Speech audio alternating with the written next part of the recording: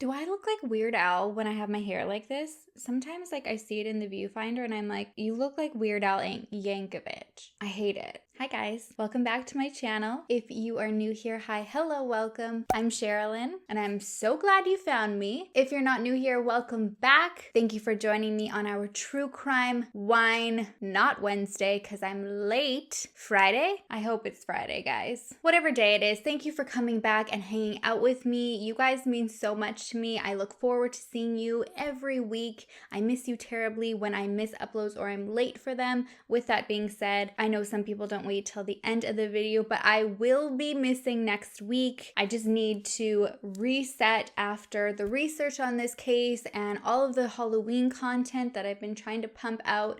It's just been a lot and I just need a little bit of a mental break so that I can come back even better for you. Plus, I feel so much better now that I have lifted a weight off my shoulder and shared some exciting news that me and my family are expecting another addition to the family. So, on top of everything else, this pregnancy, I have been so sick. Never dealt with that before and exhausted. So, I finally have some energy back, but I'm still dealing with a lot of nausea. And I just need to catch up on some rest and just give the body a little reset. That being said, today I am going to be enjoying some ginger ale with you. I have a confession. During the summer, most of the drinks, if I had any, were like ginger ale or a sparkling water of sorts. I felt like I was keeping a secret from you guys, so I'm so glad it's out there and I'm not hiding anything from you. So thank you guys so much for sending me love and well wishes. You guys are the best. All right, let's get started with today's case. I feel like if you're Canadian, you probably definitely will recognize the name and know the story. I feel like if you're not, it was pretty notorious, so it probably could ring a bell too. But this is one of those stories where you're just like, this was a horror movie, right? This isn't real life. But no, it was real life. And it's really frustrating because it's another one of those stories where I feel like there were so many missed opportunities to just prevent so much tragedy and nobody was taken seriously. So obviously by the thumbnail, we are talking about Robert Pickton. I'll probably refer to him more as Willie throughout the story because that is what he went by. And as I was researching, just more of what I read. So instead of going back and forth, I'm just going to stick to Willie. So that's who I'm talking about, Robert Willie Pickton. And this is the story of his farm of horror. So he was raised on a farm in New Westminster, and this farm was passed down to his father. It sounds like the generations of families lived the farm life and then it would just get passed down to the next family member to inherit it. So that was his dad, Leonard Pickton. And Leonard's described as, I mean, even though he was a farmer, which I feel like is a lot of work, he was like lazy and just kind of one of those guys who just kind of did the bare minimum to get by, didn't really put much effort into himself or out there to better himself. So his family was really surprised when he meets this lady who's like 16 years younger than him, and they just decide to get married because he's like not a Rico Suave type guy. But something about him impressed this woman. Her name is Helen, and they seem pretty suited for each other. She's described as quite eccentric. She had this distinct shrill voice. Also didn't really care to put too much emphasis in her appearance or anything like that. She would dress in like a moo-moo dress, but then wore her husband's jeans underneath and like big like rubber boots. She also did wear the pants in the relationship from what I gathered. And they kind of looked similar. Like he would always wear like a ratty shirt with his jeans and his boots. So, you know, in a way, I guess they were quite well suited. So the house they lived in, although it was on a farm, wasn't the barn, but it was treated like that. Like they were very messy. They would have animals throughout the house. They would do their business in the house. It was not well kept. And so they had 3 kids. They had an older daughter. They had Willie, the middle child, and then they had a younger son. I guess when Robert was born, he was born with his umbilical cord around his neck. And throughout his life, his family wondered if maybe that had anything to do with like some limitations mentally that he had had. He was described as simple. He struggled in school academically. He I think, repeated grade 2 twice. I also think he had to repeat grade 3. And then after that, he had to do the remaining schooling he had in special ed courses. But they also, him and his siblings, struggled with bullying because given the condition of their household and stuff, they weren't the cleanliest. They smelled really bad. They didn't shower, I don't think ever. I think he said they only ever bathed. Even up until him being an adult, he would only take a bath, and it was like maybe once a week. Their clothes were filthy, so bullying was pretty much what they dealt with every single day at school. Out of school, they were really prominent parts on the farm. They did a lot of work. They would wake up early before they went to school to do their chores. In the middle of school, like during lunch hour, they would come and do more. After school, they would do more, and then before they went to bed, they'd also do more chores on the farm. I don't think Willie minded too much. I think he liked taking care of like animals specifically. He tells a story of when he was 12 years old, he saved up to buy his very own calf that he could raise and take care of, but he was really traumatized by this event because one day when he was at school, the calf ended up getting I think by his father. And then when he came home from school and he went to go check on him, he saw him like all ready to go to the meat packing plant and be eaten. So this really stuck with him. When you hear friends and family members or acquaintances talk about stories that he's told them, this is like a prominent one that he won't get over and really affected him and made him like a really angry person. I think that was also added to later on when he got a little bit older. He dropped out of school in grade 8 and his mom was fine with it because she's like, great, I've got more help on the farm now. And he was the one responsible for like slaughtering the pigs. And initially it was something that he was really vocal about, like not being comfortable wanting to do, but no one really cared, and that became his role. His sister was more proper. She actually left the farm at one point and lived with family in Vancouver, went to a good school, and was given just a different chance in life. She's described as more posh and classy than her family. And then the younger brother, he came across when I was reading about him as like a hellion. Kind of like ran the show. I feel like maybe because he was the baby, people catered to him more, but he was just like a little brat. There's a story that I read when he was young. I think he was like 16 years old. He borrowed his dad's car and he hits this poor little 11-year-old boy who's walking home from his friend's house one evening. And instead of like trying to help him, he just rushes off, goes home, shows his parents the car and tells them what he did. And again, instead of going to try to help this kid, his dad takes the car to the mechanic at like late at night and he's like, oh, a pole fell on it. Can you like bump out these dents and like clean it up a little bit? So the mechanic didn't think too much of it, but then saw some like suspicious things. He thought he saw like some blood, but he's like, man, maybe they like hit something earlier. He's trying to like push it away. Meanwhile, their mom went out to look for this little guy and she finds him. He's unconscious, so she thinks that he's dead, and instead of notifying somebody, she just like rolls and pushes him into like this little embankment kind of ditch area, maybe to like buy more time so that when people look for him, they had like more time to get a story straight and the car all fixed. I don't know. But the sad thing is that I learned later that he actually wasn't even dead at the time, but in this little ditch area, there was kind of like sludge. It was a little bit swampy and there was water there, and he ended up drowning. So had they called for help, he could have been saved. But no, they're like more concerned with like covering their tracks and saving their like younger son's butt. So they bring the car back from the mechanic. They ended up painting it with like house paint. And then when the police came to question them, they passed off like they didn't know anything. And then it was later when the mechanic heard the story, he was like, this now makes sense as to what was going down with them the other night. And then he calls and reports it.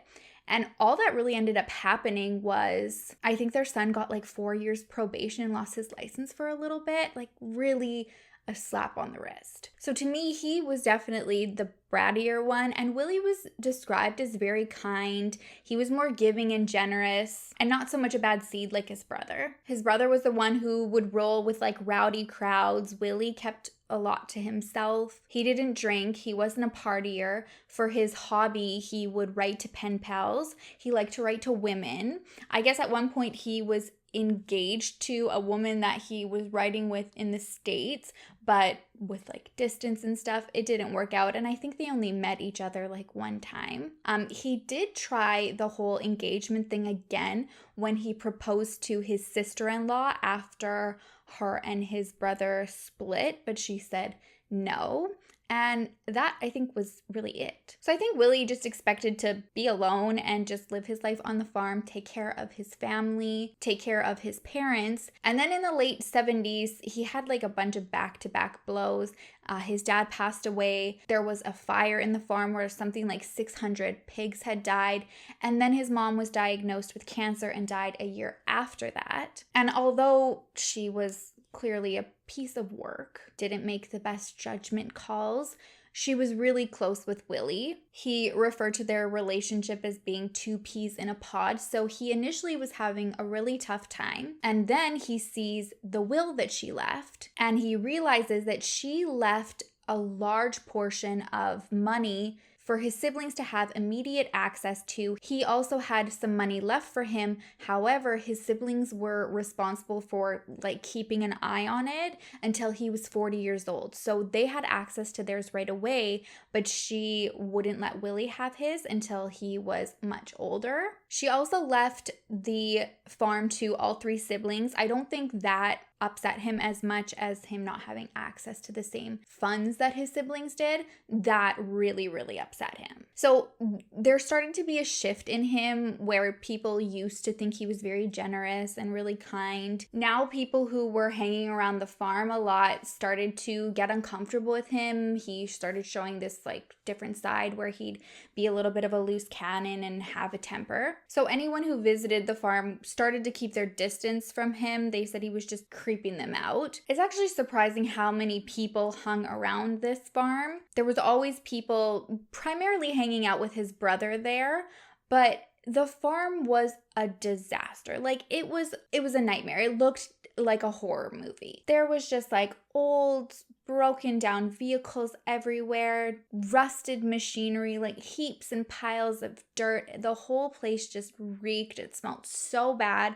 And it was situated in like a nicer area of town, but that farm itself was just awful, and even surrounding neighbors would complain about it all the time because the smell would like waft onto their property. And it's surprising because they had the resources to have a nice place. They made a lot of money. So even though they were looked at as stupid and not well educated, they were really business savvy. Willie's brother had like a demolition business, and he also sold off soil from their land to like construction companies.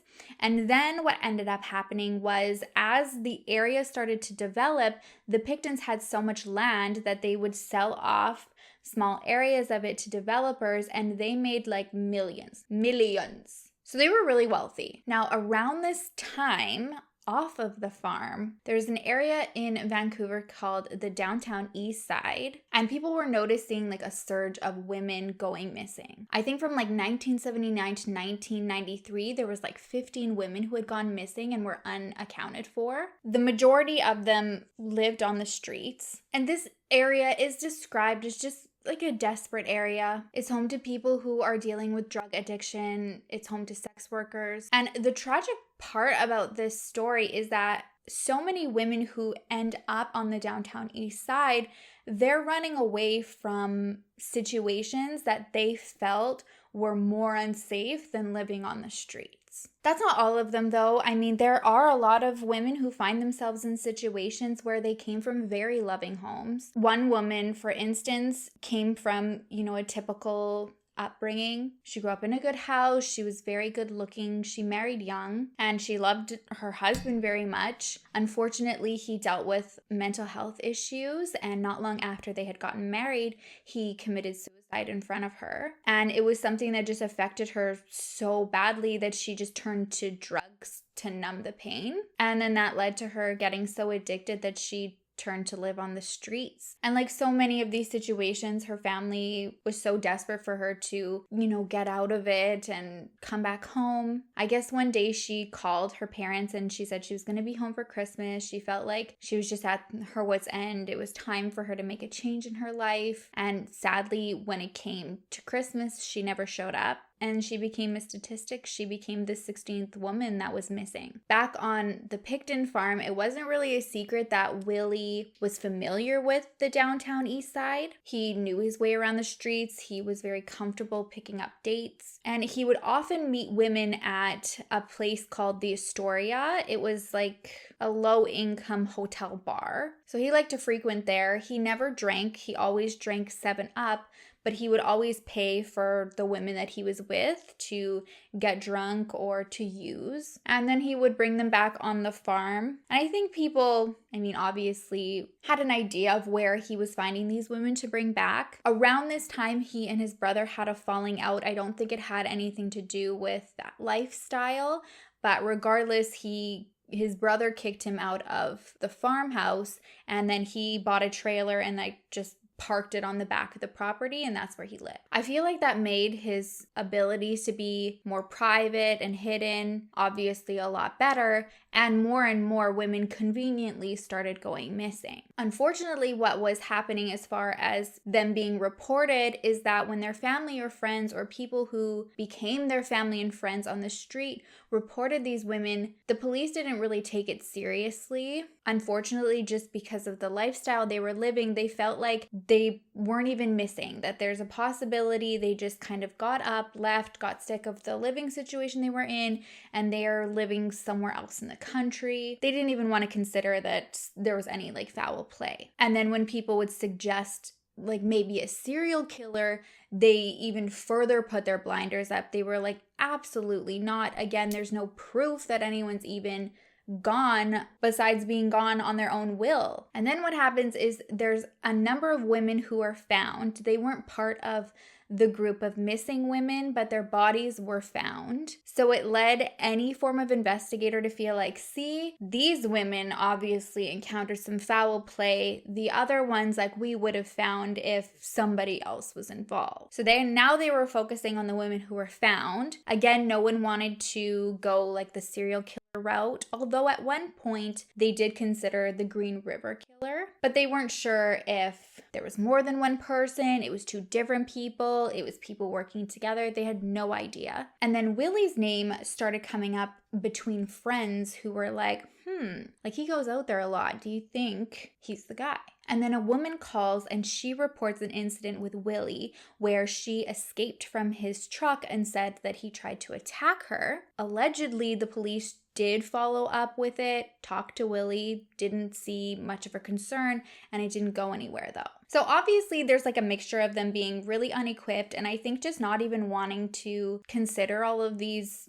scenarios because they didn't even know where to start. There was a point though that they had a profiler come on, and you know me, I love when profilers come on the case because so often once it's solved, they usually nail it. And this guy said it would be somebody familiar with the area, somebody's very comfortable with picking up women. He said he'd be somebody regular on the downtown east side, and that he probably lived close to the area, and their best bet would be to check a log of license plate that women who worked on the streets would use to kind of warn each other, if they've had a bad experience, don't go with this guy. So he's like, I bet you there are license plates in there. But often in these cases, there's drama throughout the department. And for some reason, some of the investigators didn't like this profiler. I don't know if it was because of the notoriety this person already had, quite a well-known reputation, and there was the little man syndrome. So they don't take him seriously, and as a consequence, more women go missing. There was 4 more women that year actually that the profiler came on, and there was about to be a 5th, but she lived to tell a story about Willie. She was a mother of 5, and again, similar situation. She was really desperate to just have the strength to be reunited with her kids and have her family back again. She said she knew of Willie, but had never gone with him before. This night that he pulled over, though, she did get in, and she said the smell of his truck was just horrendous. There was almost a point where she's like, I don't even know if I can get in. It smells so bad. It was filthy, but against her better judgment, she stays in the vehicle and they go to his farm. So they get to the trailer and she's like, it's in no better condition than the truck was. She said there was clothes everywhere. It smelled like pigs. It was just disgusting. But I mean, she's there. They did their business. And then she says as she's about to leave, he pulls this knife out on her and he accuses her of stealing money that was on the table. So she pushes by him and she's able to escape the trailer. And she says he runs after her, but like his demeanor quickly changed. It was more like, whoa, okay, like, sorry, like, little mix up over there. You didn't steal from me, like, forgive me. And he convinced her to let him drive her back. So she gets in and she lets him drive her back. And while they're driving back, she says nothing aggressive was happening. And then he starts to kind of pretend to be like nurturing. He tells her that, he's got a lot of relationship with women on the streets and all he wants to do is just help them and get them better. But he said they only had one chance. He was like, if they mess up and they want to use again after I've tried to help them, that's it. He said if they did that, they deserve to die and that they were worthless. So she's just got chills up her spine because she feels like, okay, this is coming from somewhere. You're speaking from experience here in her mind. Like, you must have tried to help one woman, several women to get clean. It didn't happen. And then you were cool with them no longer living. So she's got chills. She manages to be able to just kind of like entertain the conversation and then gets out. After she gets out, she goes to one of the drop-in centers and immediately she logs in that book not to go anywhere with Willie Pickton and that he wasn't safe. I think even though he like physically is not somebody that I would trust, like I get the creepy vibes for sure. He had this weird way of coming across as like a helper. And he did have these close bonds with some of the women that he would meet. He had a very close female friend who they met because her son was friends with his nephew and they became very close. She'd call him out for things like being stinky and having like an unkept trailer. I think she helped him keep it like neat and tidy. He helped her financially. I don't think they had any form of relationship. They just had a friendship. She even said she did a lot of like the meat runs to auctions. She'd help prepare the meat to sell to customers. There's this revolting story that she shared where I guess he had an arrangement with the auctions that he would go to where they would keep the animals that they couldn't auction off and sell because they were too sick or they had like abscesses and just like oozing injuries and stuff on their bodies. And he would take them and he would prepare them and package them and sell them to people. I swear, since reading this story, I have not had any ground beef. It's been like sushi. And even my sushi is like avocado rolls. So not sushi, avocado rolls. So it is really eerie to hear about him having these close, tight relationships with people and then knowing there's like it's just like a mask because there's just the devil underneath it. Not long after the first woman who reported her story of escaping from him, there was another woman, and her story, I think, is a glimpse as to what happened to every woman who went missing. She says she went with Willie one night. Much like the woman before her, she felt uneasy when she got in. The truck was in the same condition. And she remembers seeing a bra in the car, and she said there was just something about it. I don't think it probably was uncommon to see, somebody who frequented the streets to maybe have something accidentally left behind in their car. But she said she just looked at it and got this eerie feeling like whoever belonged to it was no longer here to claim it. But she's already committed at this point. They're on their way to the farm. She arrives at the trailer. Again, her story is exactly the same. It's absolutely filthy. She said his bedroom was very creepy. It was just a mattress on the floor, and then in the corner there was like rolled up plastic sheeting. I'm sure at this point she's just knowing like, okay, we're really at the point of no return. let's just get this over and done with. And when they're finished, she says she wanted to make a call to her boyfriend to let him know that she was heading back to the city. As she's about to make the call, Willie grabs her arm, not like an aggressive way, but like almost like hey, come here, and then quickly slaps a handcuff on it. So she obviously starts panicking and they get into like a tussle, and she remembers seeing a butcher's knife on the kitchen table. So she manages to kind of like wrestle their way to this kitchen table to get this butcher knife. She grabs a hold of it and she just starts swinging for her life. She said the next thing that she remembers is waking up and he's on top of her, but she still has the knife. So she's like still going at it, and she's able to wriggle away from him, and she realizes she's injured. Her stomach had been cut open and her lung was punctured. But she manages to just fight for her life, pull the strength to run off the property, and luckily, as she's running out on the road, this couple drives by and they see her. And initially they're creeped out because, I mean, she's covered in blood and she's still holding onto this knife, but they see that she's like handcuffed on one side. So they're like, okay, she didn't do this to herself. She's not some like Texas Chainsaw Massacre coming out to get us. So they're like, just put the knife down. Come, we'll get you some help. So they take her to the hospital. On the way, she's like, if I die on the way there, I want you to, tell police that it happened in that trailer on that farm. So she gets to the hospital. They put her in for operation right away to try to save her life. And an hour later, Willie rolls through the emergency room. So he's got stab wounds everywhere. So now people are like, 2 stab victims. And I guess as the orderly was bagging Willie's clothes up, there was an investigator. I guess he was already there probably because of the call for the woman that was brought in. It reminded me of like a Murder, She Wrote moment, where like Jessica's always in the right place at the right time. Yeah, well, this guy was, because the orderly is putting his clothes away, and in his pocket they find a handcuff key, and they take the key and they bring it over to the woman who's recovering from surgery, and it opens the handcuff. So when she comes to and she's able to talk to the detectives, she tells them the story of what happened. And then when they go over and ask Willie Pickton what happened, his story is that she tried to rob him. And then when he was like trying to get his money back, she attacked him with a knife and he had to defend himself. The good news is they didn't believe his story. He was charged with attempted murder, but I read 2 versions of what happened after the fact, and I don't really know which one is true. Initially, I read that when it came down for trial to happen, she was so terrified to go to testify against him that she never showed up and the charges were dropped. But then I also read that the prosecutor said that there wasn't really a case there based on her lifestyle, and he didn't believe that any jury was going to believe her story, so the charges were dropped. Either way, Willie stayed on the farm. He just carried on as usual. And I don't know if he knew no one was going to get in a vehicle with him probably after that or what, but it seemed like his brother now started going to find dates for him and then bring them back to the farm. And then Willie started meeting women that were okay with being paid to recruit women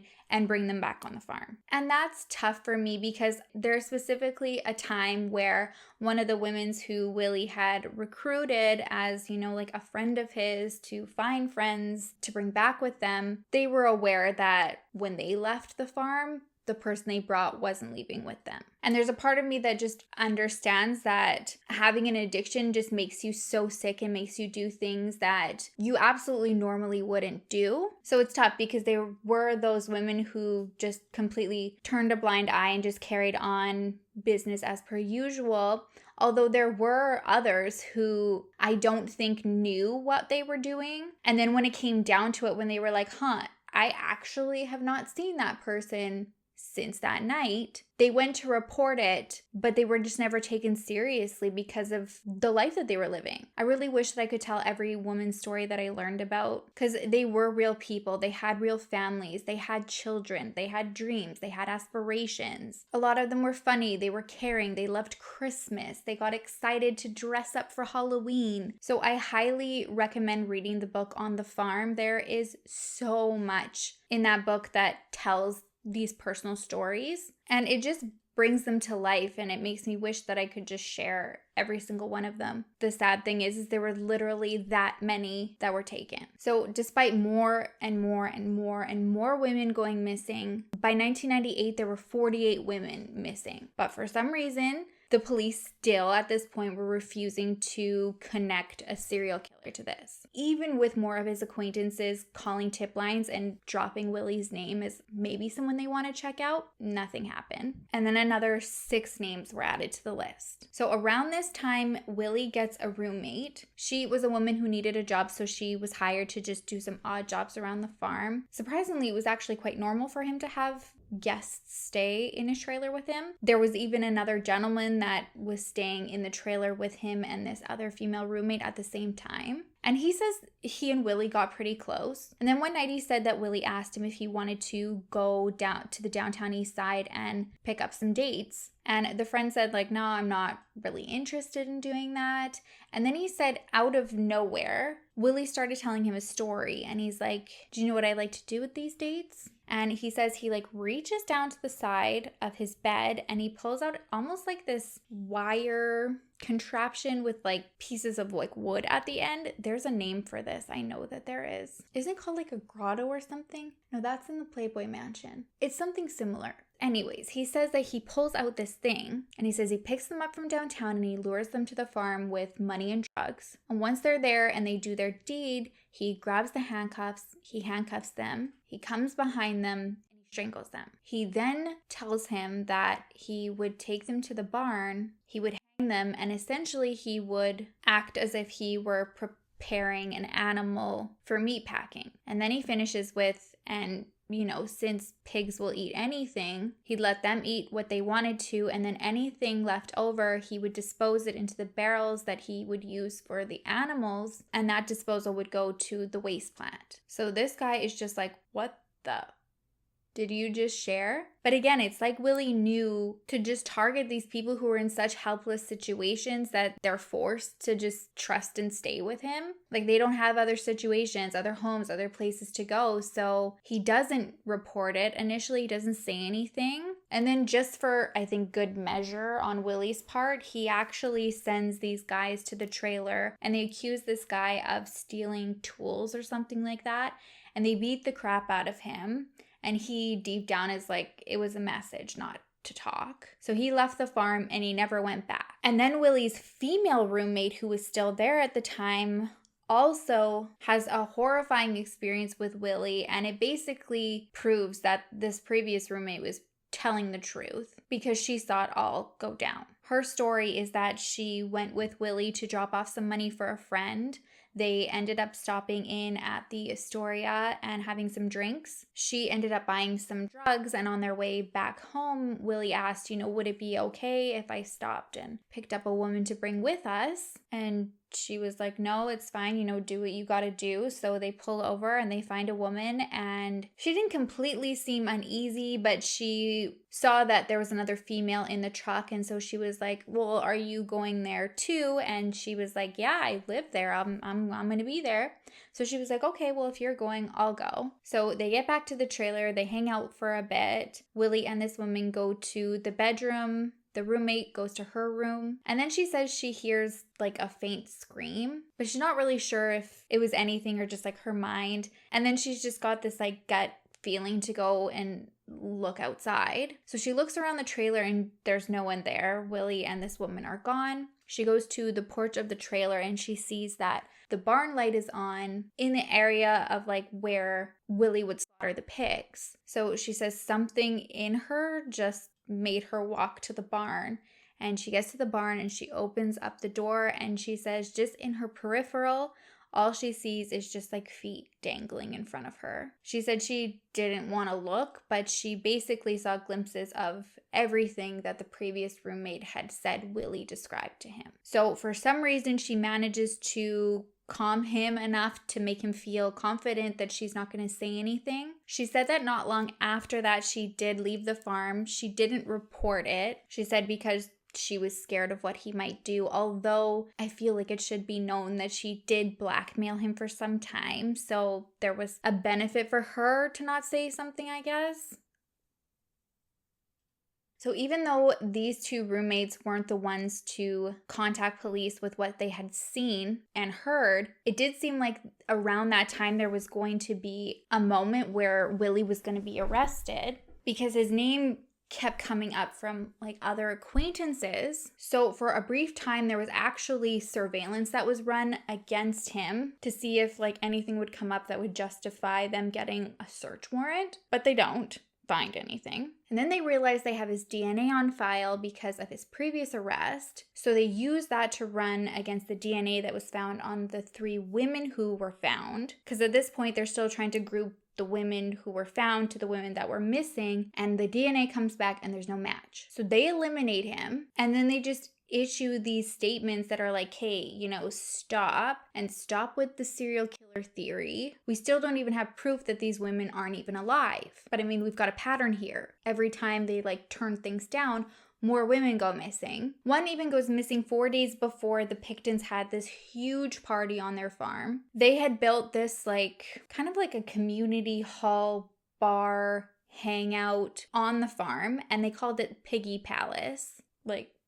But I guess this was actually like a happening spot. It wasn't just for like the Picktons and their friends. Like even like government officials and police would rent it out. They would do like charity events and stuff like that on the farm in this like Piggy Palace. So on New Year's Eve of 2000, they have this big party there. And there were like 1,700 people who attended. And the police come to shut it down. But since it was like a party, there's no just reason for them to have a search warrant to like search outside of the Piggy Palace. So they can't snoop or look around or see if there's anybody on the property who might be recently missing. And they leave. It's just insane the amount of opportunities where people were right there, or they had his name, or there was a story, or there was something. And it just kept going. Like he didn't even stop. I do think he got a little bit scared to constantly be going to the same spot downtown. I read this one story where there was a woman that he picked up that was hitchhiking, and she wasn't a sex worker. She was trying to get home. Again, her gut was telling her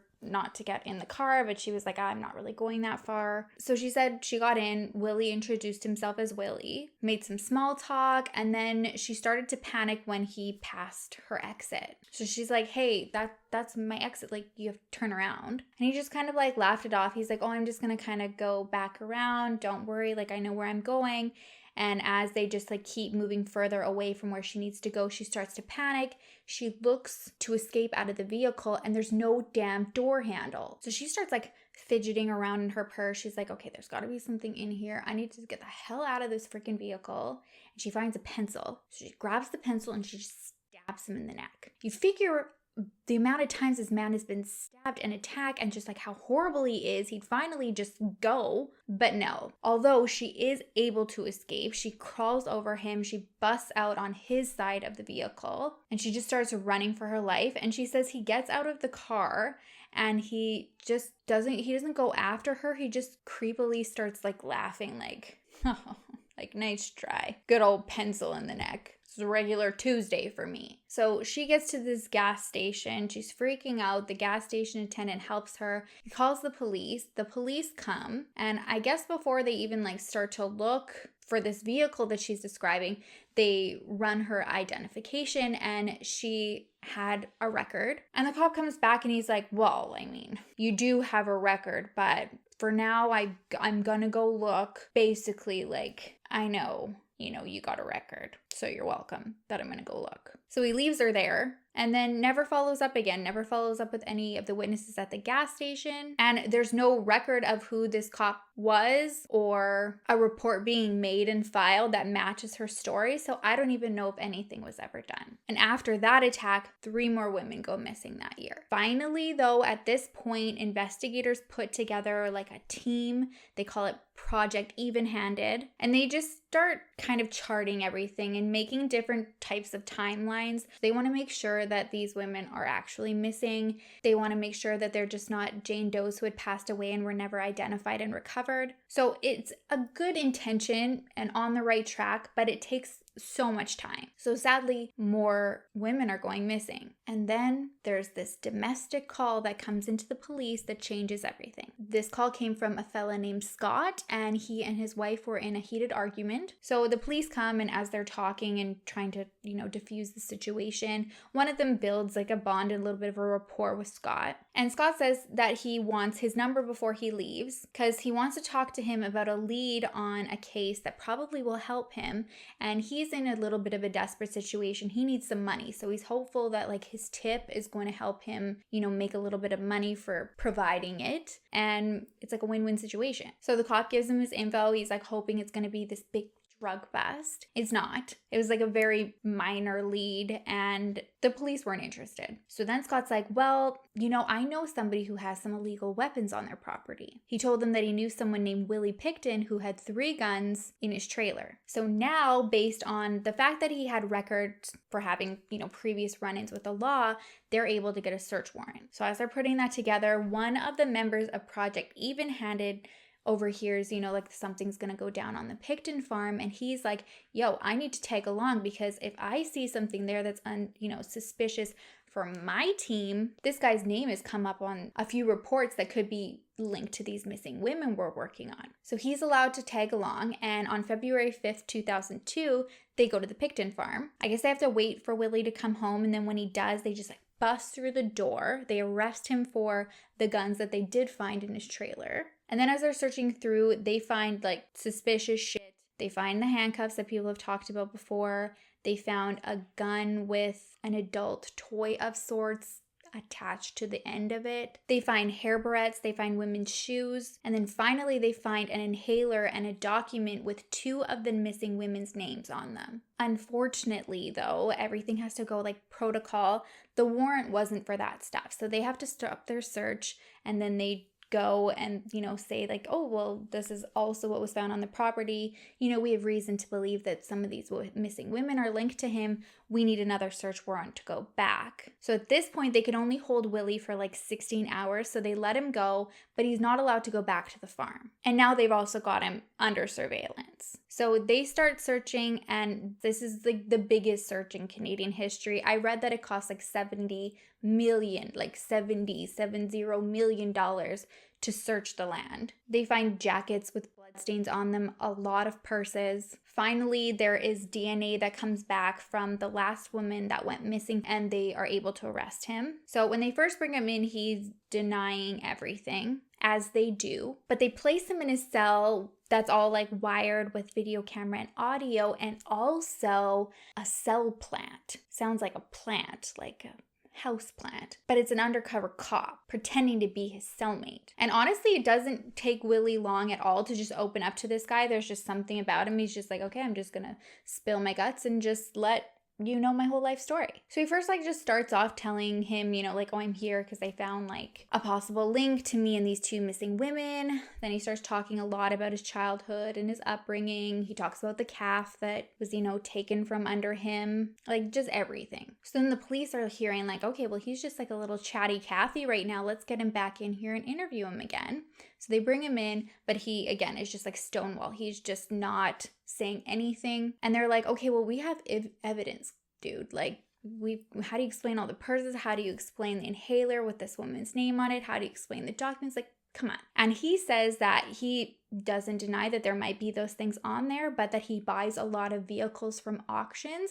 So those probably came from the backseat of the cars of the auction. So they're like not getting anywhere with him. They bring him back in with his little cellmate, and he goes back in. He's like, oh yeah, I'm fucked.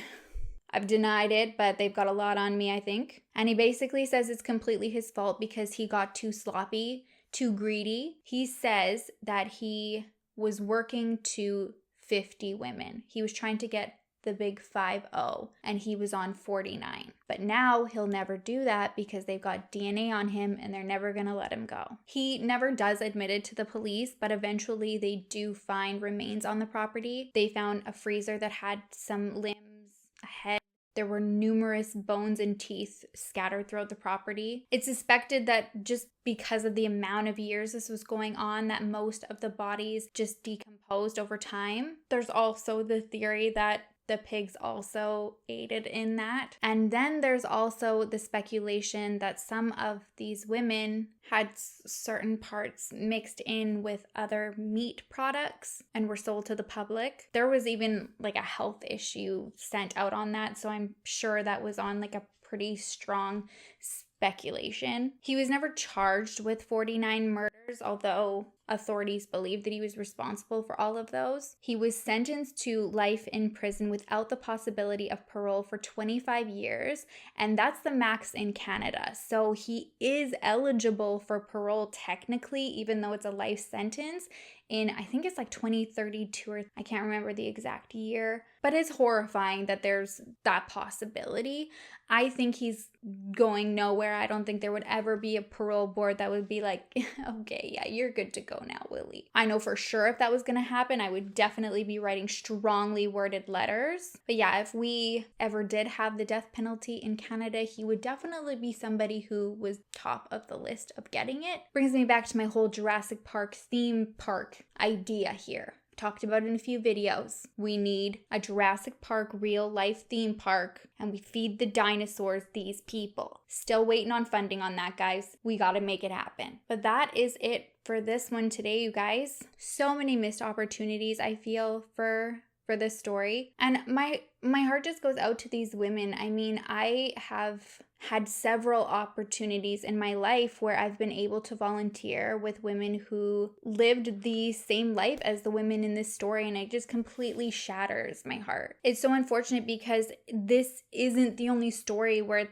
situations like this happen. It's not the only case where these women's lives are looked at as less than and they're just disposable like garbage. So many times it takes years and years and years for them to find any justice, and more often than not, they don't at all. So that's definitely why I always encourage you guys to always love each other, love yourself. If you can't love yourself, you can't love anybody else. RuPaul said it best. We never know what somebody else is going through. We never know if they've lived that life. We don't know if they're a family member of somebody who is currently in that situation trying to get out, and they're just, aching for their family member to come back. So no matter what, we all have the capability to be a little bit kinder. Even if you think you are just at the capacity of kindness, you can push it a little harder. I know I can. So that is my end thoughts on this story today.